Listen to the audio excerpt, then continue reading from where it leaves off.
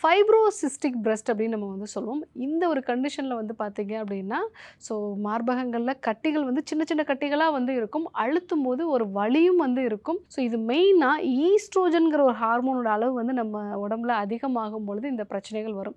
So யாருக்கெல்லாம் வந்து பீரியட்ஸ்க்கு முன்னாடி பிஎம்எஸ்ன்னு சொல்லக்கூடிய சிம்டம்ஸ்லாம் அதிகமாக இருக்கும், அவங்களுக்கு இந்த பிரச்சனைகள் வந்து ஈஸியா வரலாம்.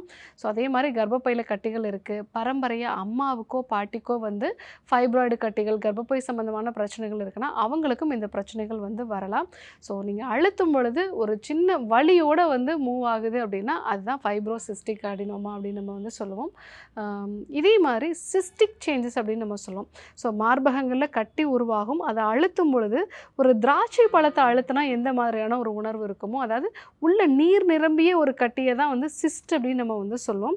ஸோ இந்த மார்பகங்கள்ல உண்டாகக்கூடிய சிஸ்டிக் சேஞ்சஸ் அப்படிங்கிறது வந்து அழுத்தும் பொழுது நமக்கு ஒரு திராட்சை பழத்தை அழுத்துறது போன்ற ஒரு உணர்வு வந்து இருக்கும். இந்த மாதிரி கட்டிகள் வந்து இருக்குன்னா, இதுவும் ஹார்மோன் ரிலேட்டடான ஒரு விஷயம். சில பேருக்கு செரிமான கோளாறுகளோட இந்த பிரச்சனைகளும் வந்து இருக்கும். இல்ல ப்ராப்பரான ஒரு உள்ளாடைகளை அணியல அப்படின்னா இந்த பிரச்சனைகள் வரதுக்கு வாய்ப்புகள் இருக்கு.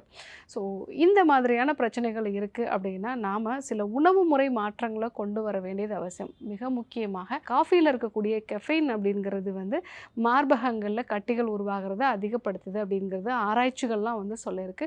ஸோ காஃபி டீ அதிகமாக எடுத்துக்கிறத அவாய்ட் பண்ணுறது நல்லது. ரெண்டாவது, எண்ணெயில் பொரிச்ச உணவுகள் செரிமானத்துக்கு மந்தமான ஒரு நிலையை கொடுக்கக்கூடிய உணவுப் பொருட்களை அவாய்ட் பண்ணுறது நல்லது. ஸோ டாக்டரோட அட்வைஸ் இல்லாமல் பீரியட்ஸை தள்ளி போடுறதுக்கோ இல்லை வந்து பீரியட்ஸ் வரவழைக்கிறதுக்காக சில ஹார்மோன் வகையான மாத்திரைகளை எடுத்துக்கிறத அவாய்ட் பண்ணுறது நல்லது. அதுவும் இந்த மார்பக கட்டிகளுக்கு முக்கியமான காரணமாக வந்து இருக்குது. ஸோ இதெல்லாம் நீங்கள் அவாய்ட் பண்ணிவிட்டு ரெகுலராக எக்ஸசைஸை வந்து ஃபாலோ பண்ணுறது நல்லது. இந்த எக்ஸசைஸ் பண்ணும்போது நமக்கு கட்டிகள் உருவாகக்கூடிய அளவு வந்து குறையும். அதே மாதிரி சூரிய வெளிச்சத்தில் நம்ம எக்ஸ்போஷர் ஆகிறது நல்லது. வைட்டமின் டி குறைபாடு இருக்கிறவங்களுக்கு கண்டிப்பாக இந்த கட்டிகளோட அளவு பெருசாகிக்கிட்டே இருக்கும் அப்படிங்கிறது தான் ஆராய்ச்சிகள் சொல்கிறது. ஸோ ரெகுலராக சன்லைட் எக்ஸ்போஷர் அப்படிங்கிறதும் அவசியமான ஒன்று. அனைத்து நோய்களுக்குமான குணம், அழகு தரும் மூலிகைகள், ஆரோக்கியம் தரும் மருத்துவர்கள். டாக்டர் ஸ்ரீவர்மாஸ். அழகும் ஆரோக்கியமும்.